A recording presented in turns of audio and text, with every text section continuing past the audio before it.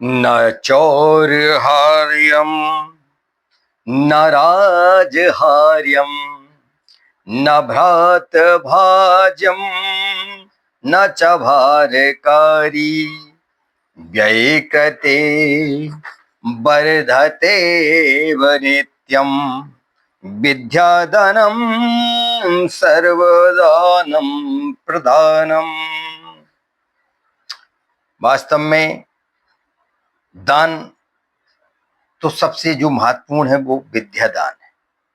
दानों में कई प्रकार के दान होते हैं।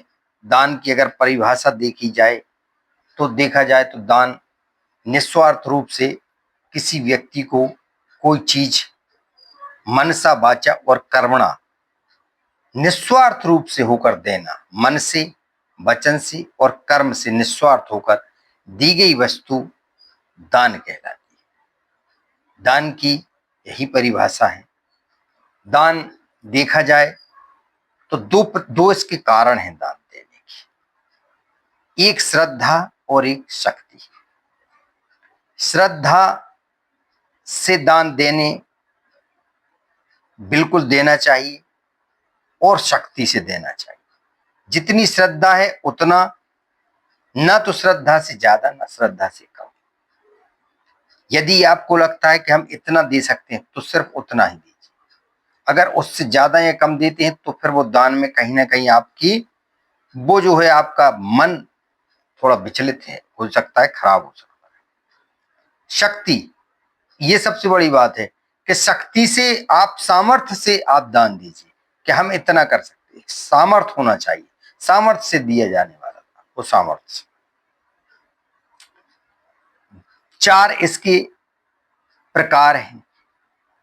4 कौन कौन से प्रकार हैं? एक नित्य, नित्य जो प्रतिदिन दान दिया जाता है वो नित्य कहलाता है। जैसे गाय को ग्रास हम प्रतिदिन देना ही चाहिए, ये नित्य है। आखिर की जो रोटी बनाते हैं वो भी कुकर को देने की आवश्यकता है, वो देना चाहिए। एक किसी अतिथि को निकाला गया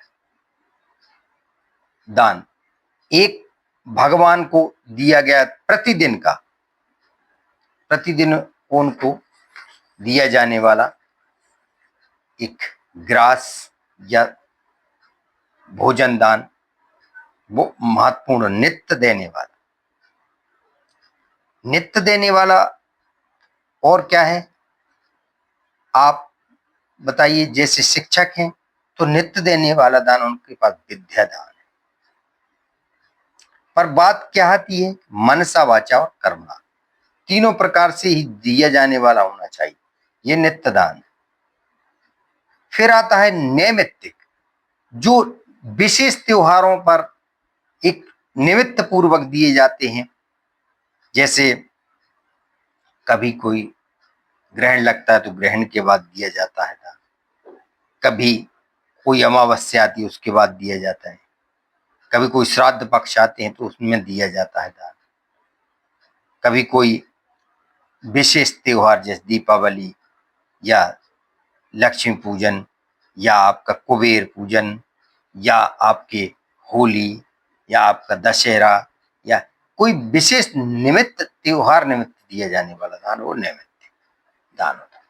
अगला है तीसरा काम्य, ये काम विशेष के अंतर्गत दिया जाने वाला दान। जैसे पुत्र मोह के लिए, बच्चों को, बच्चों की प्राप्ति के लिए कोई किसी को दिया जाने वाला दान, उस पर कोई पूजा अर्चना के लिए खर्च किया गया दान, या अपने काम के लिए भी किसी को दिया जाने वाला विशेष उपहार, और या काम से संबंधित वस्तुएं जो कि काम प्रयोजना के लिए दी जाती हैं, वो इसके अंतर्गत आती है। तीसरा चौथा है विमल, ये निष्पक्षता पूर्वक भगवान को दिया जाने वाला दान। ये मान विमल सबसे अच्छा, हर प्रकार से निश्चल होकर दिया जाने वाला। इसमें माने इसमें कोई एक वो नहीं जुड़ना चाहिए कि नहीं हमारा एक स्वार्थ, निस्वार्थ होकर दिया जाने, ये होता है 4 प्रकार। ठीक है, और इसके फल 2 फल मिलते हैं। एक तो परलोक का, इसके 2 फल हैं, एक परलोक में और इहलोक में। इस लोक में जो आप कर रहे हैं इस हाथ से मिल रहा है, अच्छा कर रहे हैं तो अच्छा मिल रहा है, बुरा कर रहे हैं तो बुरा मिल रहा है। परलोक में जब वो फिर ऊपर की कहानी है कि जो वहां मिलेगा, वो अच्छा किया है तो वहां पे भी अच्छा होगा, और जैसा किया है वैसा होगा। 6 इसके अंग भी बताए गए, एक दाता, एक ग्रहिता, देश काल, प्रतिग्रहिता, शुद्धि, धर्मयुक्त और निष्काम। ये 6 इसके भेद बताए गए, समझ रहे ना। और देखा जाए तो इसमें 10 महादानों का भी उल्लेख है। 10 महादान कौन कौन से हैं? अश्व, अश्व से दान बहुत बड़ा दान, उससे बड़ा दान गजदान, और गजदान से भी देखा जाए तो भूमि का दान, उससे ही बड़ा भूमि का दान। भूमि का दान के बाद आप तिल का दान, ये उससे भी बड़ा।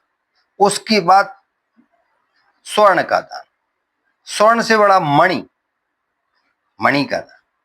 फिर रथ का दान, उससे बड़ा अन्न का दान, अन्न के दान से ही बड़ा कन्यादान, और कन्यादान से भी सबसे बड़ा है विद्यादान।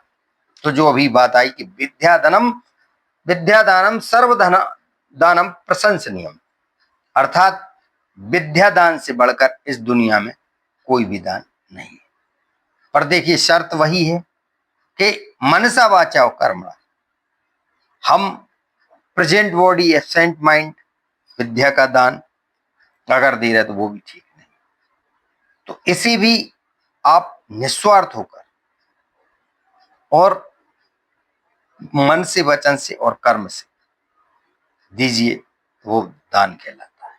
और जिन्होंने निस्वार्थ दिया वो देखिए आप, राजा हरिश्चंद्र सब कुछ दान दे दिया, सब कुछ, धन, वैभव, संतान, शरीर, मन, वचन, सब।